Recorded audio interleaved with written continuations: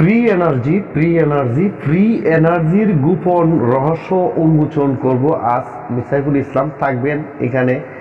এই কাজ করাতে অনেক টাকা পয়সা অনেকে খরচ করছে, তবে কারা কারা সাকসেসফুল হয়েছেন এগুলো আপনারা একটু কমেন্টস করবেন। তো এখানে দেখেন ব্লেড দিয়ে সোলার বানাইছে, ফ্যান চালায়, এইগুলা মনে করেন এইগুলো মানুষকে ঠকানো আর কি। তো এরপরে আরো দেখবেন যে দেখেন ডিসি মোটর দিয়ে এলইডি লাইট জ্বালাইছে। একটা এলইডি লাইট জ্বালাইছে 220 ভোল্ট কারেন্টের দরকার। ডিসি লাইট দিয়ে এলইডি চলে কখনো? আসসালামু আলাইকুম ওয়া রাহমাতুল্লাহ ওয়া বারাকাতুহু। বন্ধুরা, আজকে আমি একটি বিষয় শেয়ার করব আপনাদের কাছে। তো বিষয়টি হচ্ছে, ভিডিও শুরুতে আপনারা যে জিনিসটি দেখতে পাচ্ছেন, তো এই বিষয়ের আন্তঃপাত্য নিয়ে আলাপ করব।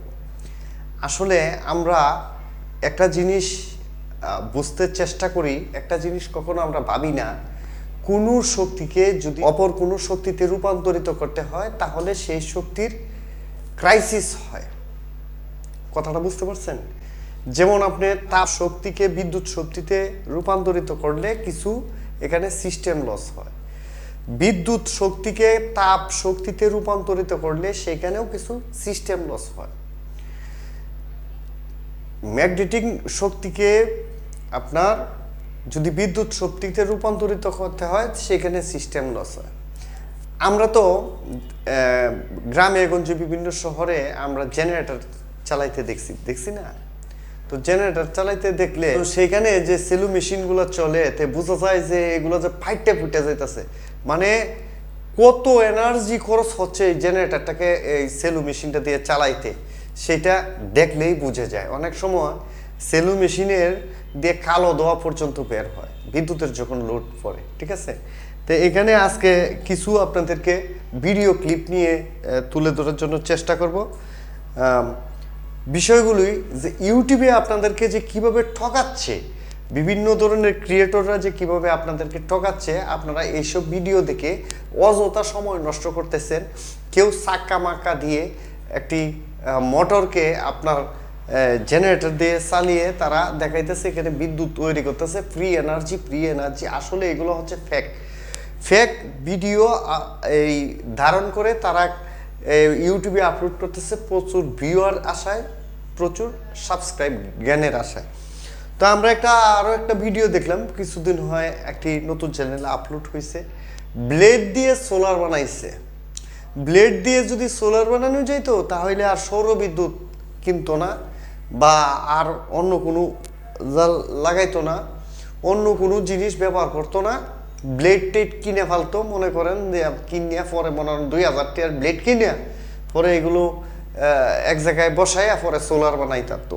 অনেক ভিডিওর মধ্যে দেখা গেছে যে ম্যাগনেটিক দিয়ে, এই যে মাইকের ম্যাগনেট দিয়ে তারা পক্কর চক্কর দিয়া তারা কিন্তু এনার্জি লাইট জ্বালাইতেছে। আপনারা জানেন যে এনার্জি লাইট জ্বালাইতে হলে 220 ভোল্ট কারেন্টের প্রয়োজন। তে ওই একটা ডিসি মোটর থেকে কখনো একটা এনার্জি লাইট জ্বলতে পারে না, কোনোদিনও পসিবল না। আজকে আপনাদেরকে শেয়ার করব। আপনারা দেখতে পাচ্ছেন আমার হাতে একটি তার আছে, মানে একটি না, একটি হোল্ডারের মাধ্যমে দুইটা তার আছে। এই যে দেখেন, এই দুইটা তার। আমি এই দুই তারে এখানে যদি একটা বাতি লাগাই যদি এই দিক দিয়ে কারেন্ট ইন করি, লাইটটা জ্বলবে, অথচ এদিক দিয়ে কারেন্ট দিলে লাইটটা জ্বলবে, কারণ এখানে আমার বিদ্যুতের তারের সংযোগ দেওয়া আছে, এই যে, তাই না? এখন আমি এই ভিডিও গ্রাফিক্সের মাধ্যমে আপনাদেরকে এই তার দুইটাকে আমি একবারে নাই করে দেখাবো। দেখেন তারা যে সিস্টেমগুলি করে, এই ধরনের গ্রিন তার দিয়ে তারা এরকম জিনিসগুলো করে। আমি সরাসরি বাস্তব প্রমাণ দেখানোর জন্য চেষ্টা করব। ঠিক আছে? আরও যেসব ভিডিওগুলো ক্লিপগুলো আপনারা দেখবেন, তো একটার একটা আমি ধরায় দেওয়ার চেষ্টা করব। আর এইটা ধরানোর কারণটা হচ্ছে আমাদের ইলেকট্রিশিয়ান ভাইয়েরা যারা কিছু বৈজ্ঞানিক টাইপের, মানে যারা কিছু নিয়ে গবেষণা করে, আসলে গবেষণা করবেন, গবেষণা করতে নিষেধ করি নেই, গবেষণা না করলে কিন্তু আপনি শিখতে পারবেন না। তো আমি আরও একবার আমি জানিয়ে দিই, আমার ঘরের সিলিং ফ্যানটা গরমের দিনে নতুন সিলিং ফ্যান খুললে, এটারে খুললে নামাইয়া খুললে এরপরে ভিতরে কি আছে এটা দেখছিলাম।